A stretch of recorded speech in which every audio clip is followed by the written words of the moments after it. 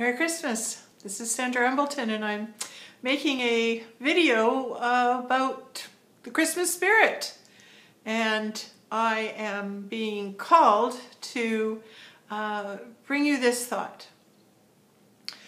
The first lady that I wish to share a story about, I met her in the grocery store, and she's been a woman who's been there for a long, long time, and older generation, probably in her 60s, late 60s, 70s, and kind of like a gruff person, to be honest with you. But those are the type of people that usually are hiding a really soft heart. So I was going through checking my groceries through the checkout, and I said to her, well, Merry Christmas. And then she says to me, oh, well, she says, I don't know. She says, I've given up on that. I've given up on Christmas.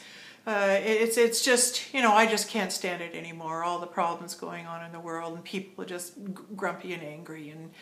And I looked at her and I said, I hear you and I understand. I said, because you remember what Christmas used to be like.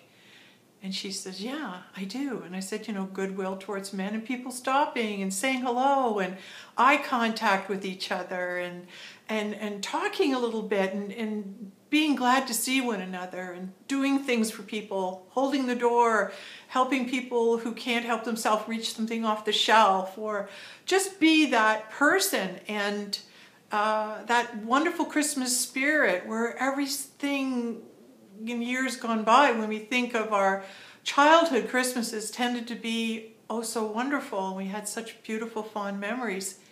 And I said to her, I said, we remember those, don't we? And she said, yes, I do. And I said, and the younger generation that's coming up right now, we don't want to label anybody, but just people that are younger, I said, they don't remember what we remember, and they don't really know the Christmas we knew. And she says, that's right, they don't. And I said, so really? I said, isn't it up to us to teach them? And then she looked at me and I said, look at you, for example. I said, you're in this position where how many people come through your cash register every single day? And I said, this is your opportunity. I said, to be the light. I said, you are the Christmases of days gone by. And when you remember who you are, and you bring that light, you bring that love, that energy of all your memories and the Christmases gone by and the goodwill towards men, and you bring that right now. I said, look at all the people you'll impact as they come through and check out their groceries. It's like you're right where you need to be that Christmas spirit. And you are the one that's bringing the light. And she looked at me and she kind of went, yeah, I guess I am. So I left there, and I felt kind of good about it, right? I felt, yeah, I hope she heard me, because I was just reminding her that it's so easy to jump on the bandwagon and say, oh, Christmas isn't what it used to be, and people are, you know, rude, and they're fighting, and they're arguing over things, they're pushing each other away, they're short, they're angry. Yeah, that happens at this time of year because people leave things for the last moment, or they got a million things on their mind and they forget what they're doing it for. They just forget that because they've got so much on their mind. So it behooves us to, when we go out into the public, to remember what this season is about by being that light on the planet. So this morning I went to the gym and I worked out, and I also met another lady who we were sitting in the steam room together, and I said, well, Merry Christmas to you. And she said, well, thank you. And she said, but you know, I'm not feeling very Christmassy. And I said, you're not? She says, no. She says, it's gotten me down, all the commercialism and just going to the malls, people fighting with each other, and they're in lineups and they're short, and everybody's got somewhere to go and something to do, and she says, I just don't care. It's got me down. And I said something along the lines very similar to the lady I met at the checkout, and I said, the point is that you are the one that knows better. You're the one that's aware. You're the one that is seeing that Christmas is more than what you buy in a store.